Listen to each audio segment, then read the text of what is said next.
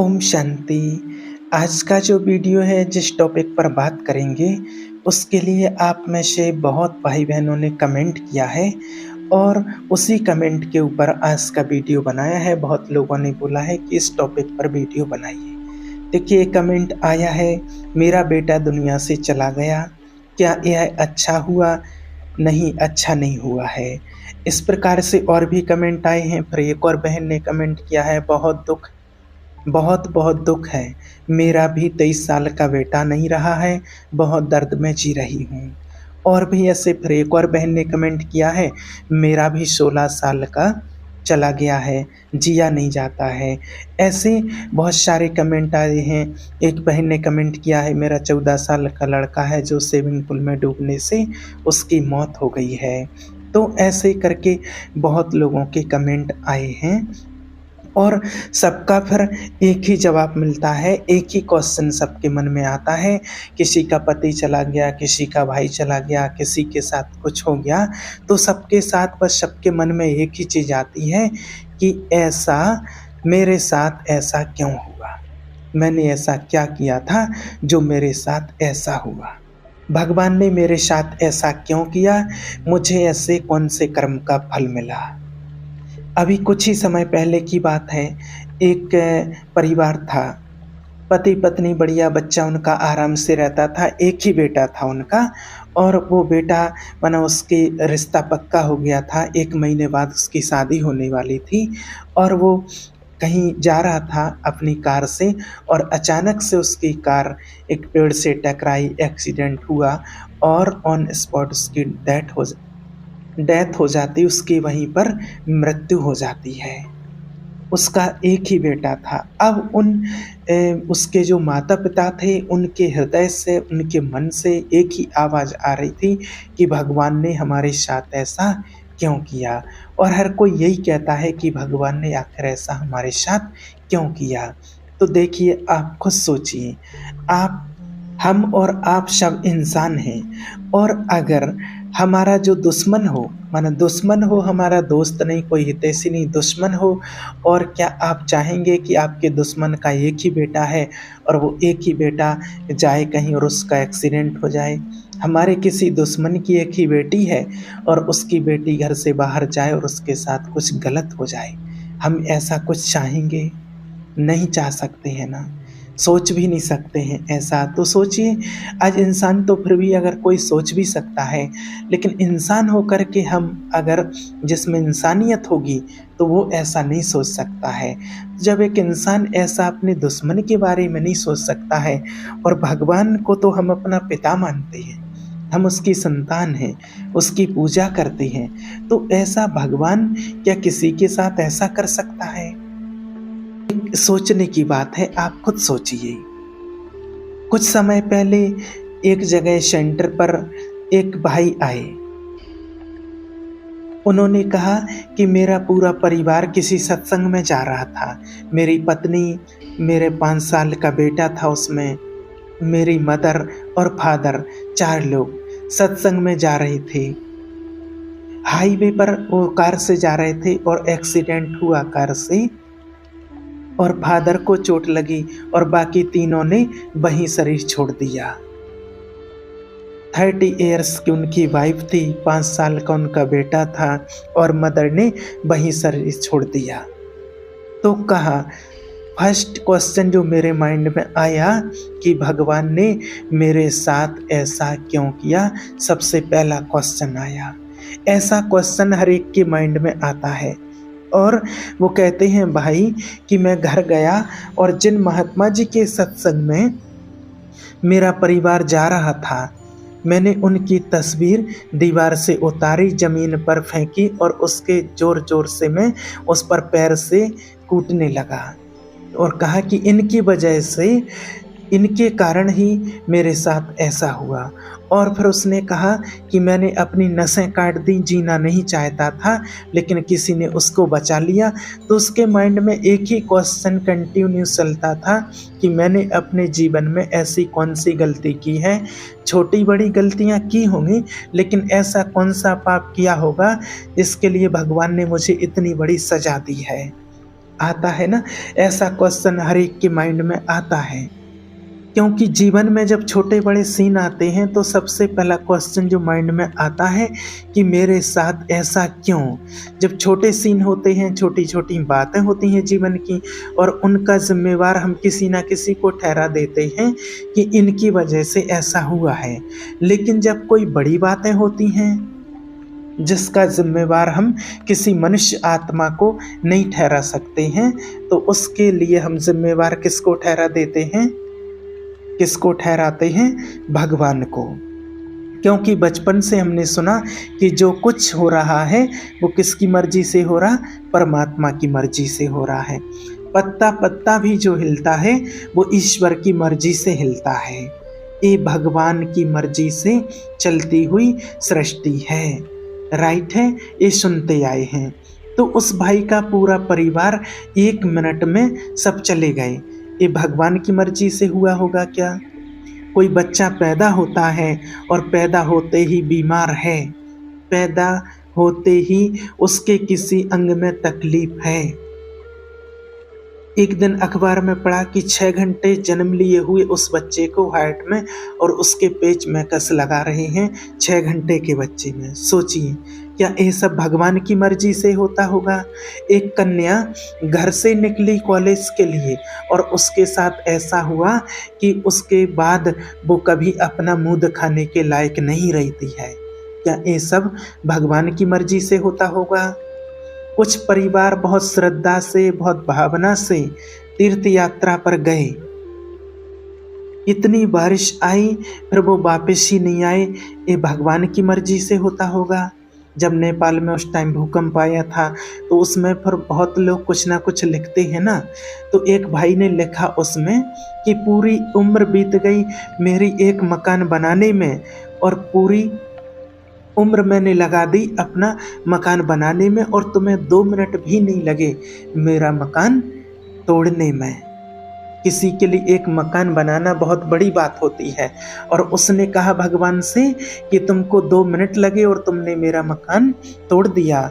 अगर ये भगवान ये सब कर रहा है ऊपर बैठकर, ऐसा भगवान कैसा लगेगा हमारे लिए?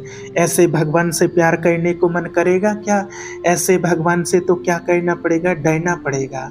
और इसीलिए हम भगवान से डरते हैं और बहुत सारी चीज़ें हम डर के करते हैं। ये कर लो, नहीं तो कुछ गलत ना हो जाए, ये व्रत कर लो नहीं तो कुछ गलत ना हो जाए, ये नियम फॉलो कर लो नहीं तो वो नाराज़ हो जाएंगे।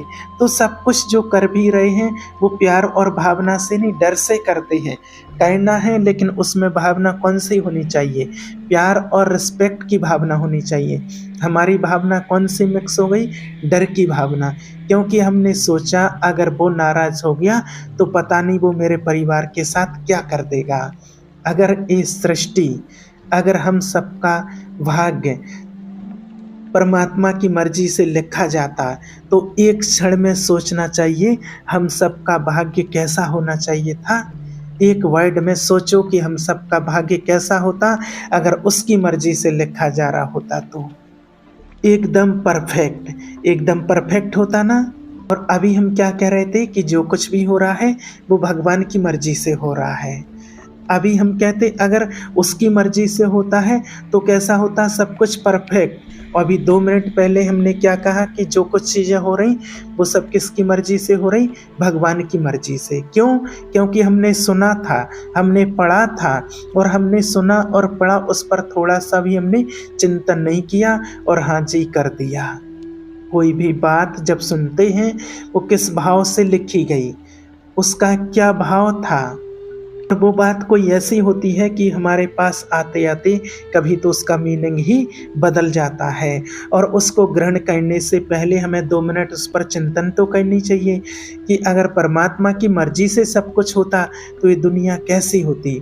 आज अगर हमें पावर मिल जाए अपने बच्चे का भाग्य लिखने की तो हम उसका कैसा भाग्य लिखेंगे? सोचिए, एकदम परफेक्ट ही भाग्य लिखेंगे। एक पेरेंट्स अगर अपने बच्चे का भाग्य लिखते तो बहुत परफेक्ट अच्छे नंबर से उसका रिजल्ट आए, बीमार बिल्कुल भी ना हो, बिजनेस उसका अच्छे चले, शादी उसकी अच्छी जगह हो, एकदम परफेक्ट। तो जब एक पिता अपने बच्चे का भाग्य लिखता तो वो परफेक्ट, अगर भगवान हमारा भाग्य लिखता तो वो कैसा लिखता? परफेक्ट और परफेक्ट ही लिखता। अगर हमारे 2 बच्चे हैं, अगर आपके 2 बच्चे हैं और आप अगर उसका भाग्य लिखेंगे दोनों का तो कैसा लिखेंगे? दोनों का अलग-अलग लिखेंगे क्या? एक का ज़्यादा, दूसरे का कम, ऐसा भी नहीं, दोनों का इक्वल लिखते हैं। तो आज देखिए क्या हम सबके भाग्य इक्वल हैं? अगर वो भाग्य लिखता तो ये 2 चीज़ें बिल्कुल एक्यूरेट होती। एक तो हम सबका भाग्य कैसा होता? परफेक्ट, और दूसरा हम सबका भाग्य कैसा होता? इक्वल। आज ना परफेक्ट है और ना ही इक्वल है, कितना अंतर है। किसी का अपना हेलीकॉप्टर है और किसी को कूड़ेदान में जाकर खाना ढूंढना पड़ता है। एक क्या भाग इक्वल है? कोई 100 वर्ष की आयु तक निरोगी है और कोई पैदा होते ही बीमार है। ये कोई भाग इक्वल है क्या? तो अब यहाँ क्वेश्चन मार्क ध्यान रखना, क्या ये भाग्य परमात्मा ने लिखा? एक और चीज हम बचपन से सुनते आए कि जैसा कर्म हम करेंगे वैसा फल मिलेगा। ये राइट है, ये भी राइट है और वो भी राइट था। अब दोनों चीज़ों को देखते हैं। एक जो कुछ हो रहा है वो भगवान की मर्जी से हो रहा है, दूसरा जो कुछ हो रहा है वो मेरे कर्म का फल है। दोनों राइट हो सकते हैं क्या? नहीं हो सकते हैं। दोनों में से एक हो सकता है, एक नहीं हो सकता है। कर्म हमारे परफेक्ट नहीं, आज हमारे कर्म परफेक्ट नहीं, बहुत सारे कर्म परफेक्ट हैं और बीच बीच में कुछ थोड़ी थोड़ी गड़बड़ भी है। तो कर्म परफेक्ट नहीं तो फल भी परफेक्ट नहीं मिलेगा। कर्म हमारे इक्वल नहीं तो फल भी फिर इक्वल नहीं मिलेगा। तो अब दोनों में से हमें एक चीज़ को लेना है और एक को छोड़ना है। तो कौन सा वाला उठाना है? जैसा कर्म हम करेंगे वैसा फल हमें मिलेगा। तो आज से आपका जब भी मन कहेगा कि मेरे साथ ऐसा क्यों, तो उंगली किसके पास जाएगी? अब ये जो मेरे साथ हो रहा है वो किसकी वजह से हो रहा? मेरी वजह से। और अगर इसको ठीक करना है तो किसके पास जाना है? इसमें से कुछ ठीक करना है तो किसके पास जाना? अपने पास ही आना है। आज हम क्या सोचते हैं कि जो कुछ मेरे साथ हो रहा वो किसकी वजह से? उंगली भगवान की तरफ ऊपर, और इसको ठीक कराना है तो हम यहाँ वहाँ बहुत लोगों के पास जाते हैं अपना भाग्य ठीक कराने के लिए। इसलिए देखिए आज से बात याद रखना है कि भगवान किसी के साथ कभी ऐसा नहीं करता है। हम आत्माओं का कर्मफल होता है, कर्मों का हिसाब किताब होता है। और यहाँ जो आत्मा पुत्र बन के, पति बन के, पत्नी बन के, पिता बन के हर कोई आता है तो वो अपने कर्मों का हिसाब किताब पूरा करने के लिए ही वो आत्माएं आती हैं। हमें अपने कर्मों के अनुसार ही हमें उस परिवार में जन्म मिलता है, अपने कर्मों के अनुसार ही हमें बच्चे, पिता, माता, भाई, रिश्ते सब कुछ अपने कर्मों के अनुसार ही मिलते हैं। अब जो अगर शरीर छोड़ कर के चले जाते हैं, जो बेटा चला गया है या किसी का पति चला गया है, तो ये बात क्लियर है कि उस आत्मा का हमारे साथ इतने दिन का ही हिसाब किताब था, इतने दिन का ही साथ था, इतने दिन का ही जो हमारा कर्म बंधन था और वो चुकतू हो गए, उस हिसाब किताब से वो बराबर हो गया और वो आत्मा चली जाती। एक तो ये होता है। दूसरा, हम भी किसी जन्म में उस जो आत्मा आज हमारा पुत्र बन के आई और वो शरीर छोड़ करके चली गई, तो हम भी किसी जन्म में उस आत्मा के साथ थे, चाहे हम पुत्र के रूप में हो, पति के रूप में हो, पत्नी के रूप में हो। उसके पूर्व जन्म में हम किसी संबंधी के रूप में उससे जरूर मिले थे और हम भी इतने ही समय में उस आत्मा के साथ उसका साथ छोड़ करके हम चले गए थे। इसलिए उस आत्मा को उस टाइम पर बहुत दुख हुआ था, जब हम गए थे उस टाइम पर उसको दुख हुआ था और आज वो आत्मा हमें छोड़ करके चली गई है। इसलिए हमें दुख हो रहा है क्योंकि उस टाइम पर हमने उसको दुख दिया था, इसलिए इस टाइम पर हमें दुख लेना ही पड़ेगा। उसका हिसाब किताब है तो वो पूरा तो करना ही पड़ेगा। इसलिए आज से अपने माइंड से एक चीज़ निकाल दें कि मेरे साथ भगवान ने ऐसा क्यों किया। देखिए, भगवान कभी किसी को दुख नहीं देता है।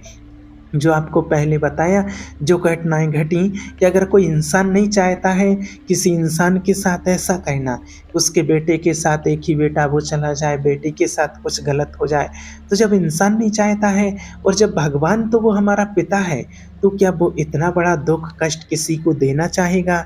क्या अपनी संतान के साथ ऐसा करना चाहेगा? नहीं। तो ये सब कुछ जो होता है हमारे कर्मों पर आधारित होता है, हमारे कर्मों के अनुसार ही होता है। इसलिए हमें इसको ठीक करना है तो हमें स्वयं को करना है, कोई और दूसरा उसको ठीक नहीं कर सकता है। और जितने दिन का हमें संतान का सुख लिखा होता है, उतने ही दिन का हमें उनसे सुख मिलता है। और अगर किसी को संतान का सुख नहीं है तो वो कितनी भी प्रयत्न करें, कितना भी कोशिश करें, लेकिन फिर उनको वो सुख मिल नहीं सकता है। एक श्रीमद् भागवत में एक कथा आती है, एक चित्रकेतु नाम के राजा हुए। श्री देवर्षि नारद जी और अंगिरा जी बहुत उनको प्यार करते थे और बिना बुलाए उनके यहाँ गए तो बहुत चिंतित बैठे थे राजन। और उन्होंने कहा, राजन, हम तो तुम्हें भगवतानंद का उपदेश देने आए, ईश्वर का संदेश देने आए हैं और आप चिंतित क्यों हो? बोले, मत देना उपदेश मुझे महाराज, मुझे ईश्वर का आदेश उपदेश नहीं, मुझे पुत्र चाहिए। और उनसे कहा कि तुम्हारे भाग्य में पुत्र सुख लिखा नहीं है, तुम्हारे कुछ कर्म ऐसे रहे हैं पूर्व जन्मों के। और उनकी बहुत सी रानियां थी और उनकी एक भी संतान नहीं, और वो इसीलिए शादियां करते गए कि किसी से पुत्र हो जाए। राजा थे, उनका अधिकार था। तो श्रीमद् भागवत में कथा आती है, तो वो जब देखा कि बहुत हट कर रहे हैं कि, तो फिर जो श्री नारद जी थे उन्होंने कहा, अंगिरा जी थे, कि पुत्र तो होगा लेकिन बहुत हर्ष और शोक दोनों प्रदान करने वाला होगा। अब उनको ये शब्द तो याद नहीं रहे, दिखाई नहीं दिए, उनको ज्ञान तो मन अप्रीत है, मोह के कारण उनको मोह था। तो मूत्र हो माना, उनने बस इतना सुना कि हमारा पुत्र होगा बस, और यही सुन करके खुश हो गए। फिर पुत्र हुआ बड़ी रानी से। अब राजा का हर्ष ध्यान हर वृत्ति बस पुत्र में, मोह के कारण। तो जहाँ राज दरबार से खाली होते और सीधे उसी महल की ओर जाते जहाँ उनका पुत्र रहता था, और रानियों की तरफ देखना भी नहीं।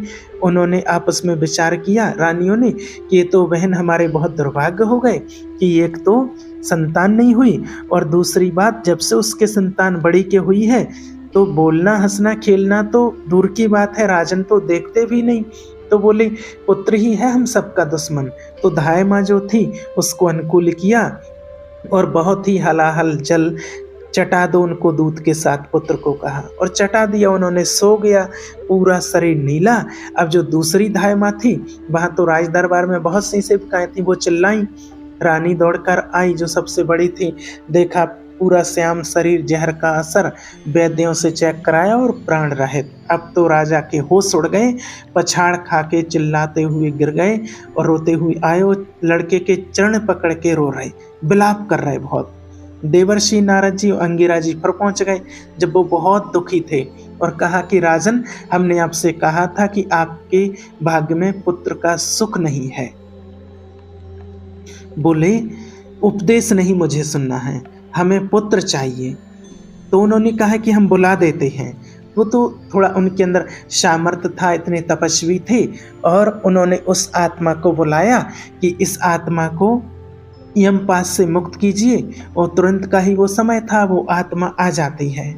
और नारद जी को तो सब एक त्रिकालज्ञ है, माना अंगिरा जी भी बहुत तपस्वी थे, और उन्होंने कहा पुत्र से कि देखो तुम्हारे पिताजी कितना तुम्हें प्यार कर रहे हैं, कितना तुम्हें याद कर रहे हैं, तुम इस शरीर में आ जाओ, हम तुम्हारा विधान देख लेंगे। नारद जी ने कहा।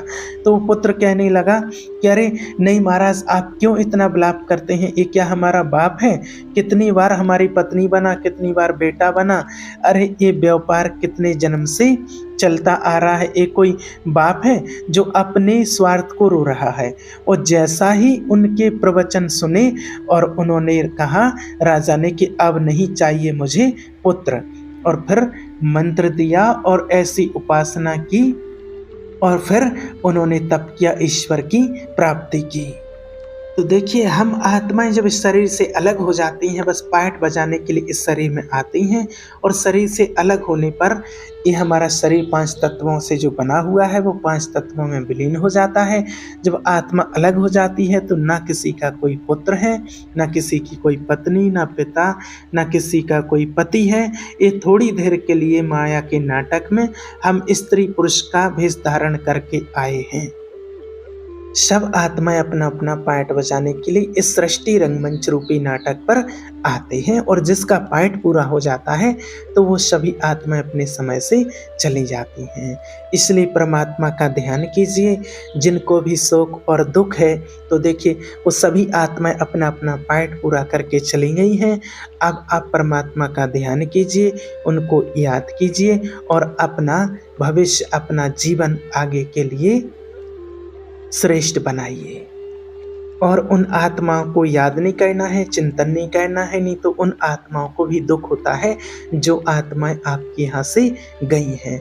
अब उनके लिए शुभ संकल्प कीजिए, पुत्र हो, पति हो, जो भी गए हैं, कि बस जहाँ भी हों अच्छे से रहें, अच्छे परिवार में उनको जन्म मिले और अच्छे से अच्छा उनका जीवन बने। ऐसा आप शुभ संकल्प आप उनके प्रति रखें। आप परमात्मा को याद कीजिए। ओम शांति।